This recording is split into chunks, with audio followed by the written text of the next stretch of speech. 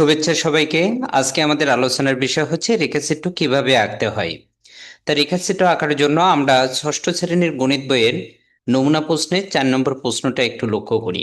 বলা হয়েছে কোনো বিদ্যালয়ের ষষ্ঠ শ্রেণীর 6 জন শিক্ষার্থীর উচ্চতা নিচে দেওয়া হয়েছে। প্রথম শিক্ষার্থীর উচ্চতা হচ্ছে 145 সেন্টিমিটার, দ্বিতীয় শিক্ষার্থীর উচ্চতা হচ্ছে 140 সেন্টিমিটার, তৃতীয় শিক্ষার্থীর উচ্চতা হলো 155 সেন্টিমিটার, চতুর্থ জনের উচ্চতা হলো 150 সেন্টিমিটার, পঞ্চম জনের উচ্চতা হলো 165 এবং ষষ্ঠম জনের উচ্চতা হচ্ছে 160 সেন্টিমিটার। এখন আমাদের যে উপাত্তগুলো দেওয়া আছে এই উপাত্তগুলোর সাপেক্ষে রেখাচিত্র আঁকতে হবে। তাহলে আমরা রেখাচিত্র আঁকার জন্য আমরা একটা গ্রাফ পেপার নিয়ে নিব। এই গ্রাফ পেপারের এক্স এবং ওয়াই অক্ষ বরাবর দুটি উল্লম্ব রেখা টানবো। আমরা যদি খেয়াল করি এই বরাবর একটি রেখা নিয়েছি এবং এই বরাবর একটি রেখা নিয়েছি, দুটি রেখা হলো উল্লম্ব বরাবর বসিয়েছি।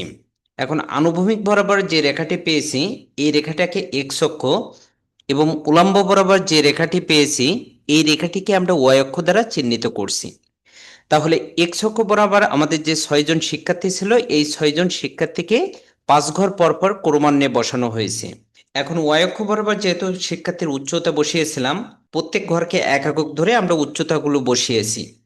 এ বিন্দুটি যদি 140 হয়, এর পরের বিন্দুটি হবে 141, এভাবে এ বিন্দুটি হবে 145, এভাবে যদি সামনের দিকে যাই এই বিন্দুটি পাওয়া যাবে 165। তা আমরা যদি লক্ষ্য করি সর্বোচ্চ 165 পর্যন্ত আমাদের দেওয়া আছে। এখন আমাদের প্রথম শিক্ষার্থীর উচ্চতা হলো 145 সেন্টিমিটার। তা আমরা প্রথম শিক্ষার্থীর জন্য 145 সেন্টিমিটার উপরে ওঠার পরে এই যে বিন্দুটি পেয়েছি এই বিন্দুটিকে আমরা চিহ্নিত করব। এরপরের জন শিক্ষার্থীর উচ্চতা হচ্ছে 140 সেন্টিমিটার। তাহলে দ্বিতীয় জন শিক্ষার্থীর উচ্চতা 140 সেন্টিমিটার, অর্থাৎ দ্বিতীয় জন শিক্ষার্থী এখান থেকে যদি 140 সেন্টিমিটার উপরে যায় তাহলে এই বিন্দুটি পাওয়া যাবে। এখন এই বিন্দুটিকে আমরা চিহ্নিত করব। তা আমরা যদি লক্ষ্য করি এই বিন্দুটি হলো 140 সেন্টিমিটার উপরে পাওয়া গেছে।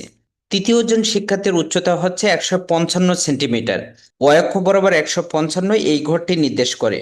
তাহলে তৃতীয় জন শিক্ষার্থী 150 সেন্টিমিটার উপরে উঠতে হবে, পরে এই ঘরটি নির্দেশ করে। তাহলে এই ঘরটিকে আমরা গাঢ় করব। এরপর চতুর্থ জন শিক্ষার্থীর উচ্চতা হচ্ছে 150 সেন্টিমিটার। চতুর্থ জন শিক্ষার্থী 150 সেন্টিমিটার উপরে ওঠার পরে এই যে বিন্দুটি পেয়েছি এই বিন্দুটিকে আমরা চিহ্নিত করব। পঞ্চম শিক্ষার্থীর উচ্চতা হলো 165 সেন্টিমিটার। তা আমরা যদি ওয়াই অক্ষ বরাবর 165 এই বিন্দুটি নির্দেশ করে, তাহলে পঞ্চম শিক্ষার্থী 165 ঘর যদি উপরে যাই, যাওয়ার পরে যে বিন্দুটি পাবো এই বিন্দুটিকে আমরা চিহ্নিত করব। এখন খেয়াল করি সর্বশেষ শিক্ষার্থীর উচ্চতা হচ্ছে 160 সেন্টিমিটার। এখন ষষ্ঠ জন যদি এখান থেকে 160 সেন্টিমিটার উপরে যাই তাহলে এই বিন্দুটি পাওয়া যাবে। এখন এই বিন্দুটিকে আমরা চিহ্নিত করব। আমরা যদি খেয়াল করি এই বরাবর 160 ঘর নির্দেশ করে। এই যে বিন্দুগুলো পেয়েছি আমরা প্রত্যেকটি শিক্ষার্থীর উচ্চতাগুলো নির্দেশ করছে। এখন এই বিন্দুগুলো যোগ করলে একটি রেখাচিত্র পাওয়া যাবে। তা আমরা বিন্দুগুলোকে ক্রমান্বয়ে যোগ করে দিব। তা আমরা যদি যোগ করি যে রেখাচিত্রটি পাওয়া গেছে এই রেখাচিত্রটি হলো আমাদের 6 জন শিক্ষার্থীর একটি রেখাচিত্র। এখন এই রেখাচিত্রের জন্য আমাদের বর্ণনাটা লিখতে হবে। বর্ণনায় যদি আমরা একটু খেয়াল করি, সক্ষকোষে পরস্পর দুটি লম্ব রেখা আঁকা হয়েছে। লম্ব রেখা বলতে এই রেখাটি এবং এই রেখাটিকে বলা হয়েছে দুটি লম্ব রেখা। এই রেখাটি হলো আনুভূমিক রেখা। আনুভূমিক রেখাকে এক্স অক্ষ দ্বারা নির্দেশ করা হয় এবং এই রেখাটি হচ্ছে উল্লম্ব রেখা। উল্লম্ব রেখাটিকে আমরা ওয়াই অক্ষ দ্বারা নির্দেশ করি। তাহলে এই যে দুটি রেখা ছেদ করছে যে বিন্দুতে, এই বিন্দুটি হচ্ছে মূল বিন্দু, অর্থাৎ জিরো বিন্দুতে ছেদ করছে। এক্স অক্ষের 5 ঘর পর পর একটি বিন্দুকে শিক্ষার্থী ধরে এবং ওয়াই অক্ষের প্রতি ঘরকে উচ্চতার এক একক ধরে রেখাচিত্রটি আঁকা হয়েছে। তা আমরা যদি একটু খেয়াল করি এখান থেকে 5 ঘর পরে পরবর্তী শিক্ষার্থীকে চিহ্নিত করা হয়েছে।